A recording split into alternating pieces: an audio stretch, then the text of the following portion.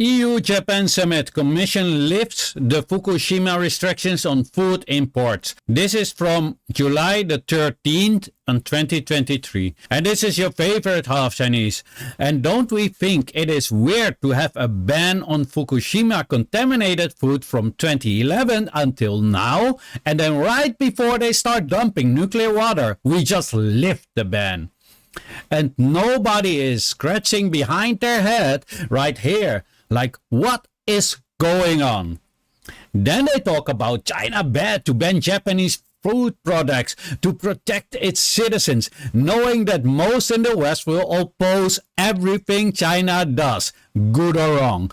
By doing that, they program their people to just go along. It is the typical mindset, be with us or be against us. And by everything, stop critical thinking. China is our enemy, so by default, we must fight everything China does and always stand behind their opponent, even when it is the wrong thing to do. We will just have to do it. It is this way of thinking that gets these things through and will put many lives, possibly, in real danger and maybe even generations to come. Now, this is interesting. Since the adoption of these restrictions in 2011, the measures have been reviewed by the Commission every second year and have been progressively eased and risks declined. The last review took place in September 2021 and limited the pre-export testing restrictions to wild mushrooms, some fish species, and wild edible plants. Now notice they say some fish species, not all, some. Why would you just do some? Test them all. It is about human life. What? Seriously. Especially this last line. It's very interesting. The last review took place in September 2021, so that means there was no more other reviews. All we know is that more nuclear water will be dumped 2 years later.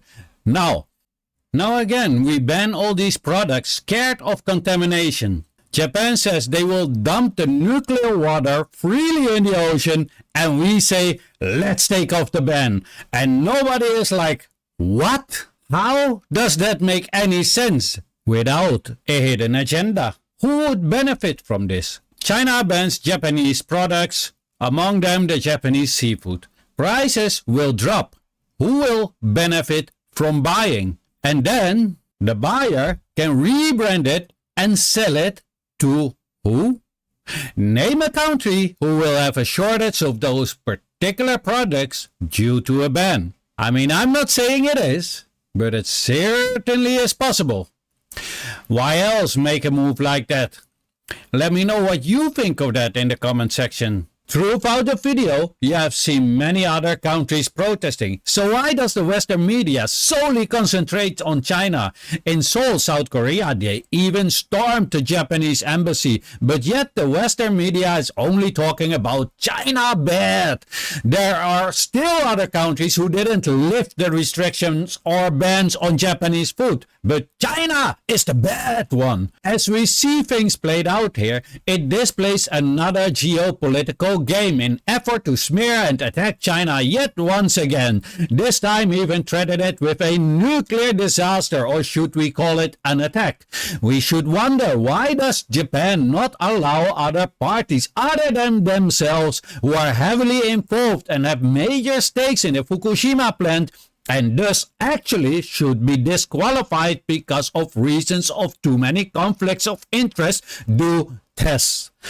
Really, just for once forget about China and start thinking of our planet. Are you comfortable enough to just jump in the nuclear water with your entire family? And just be honest to yourself. If you are not, maybe it's not a good idea to release it. Maybe it is time for you to start to think about your family and our health. Also, it's not about the tritium alone. See my previous video about some other things it is about. Please let me know what you think of all this and what the world should do. But please keep it respectable. Please like and share. This was your favorite half Chinese, and as always, have a great day.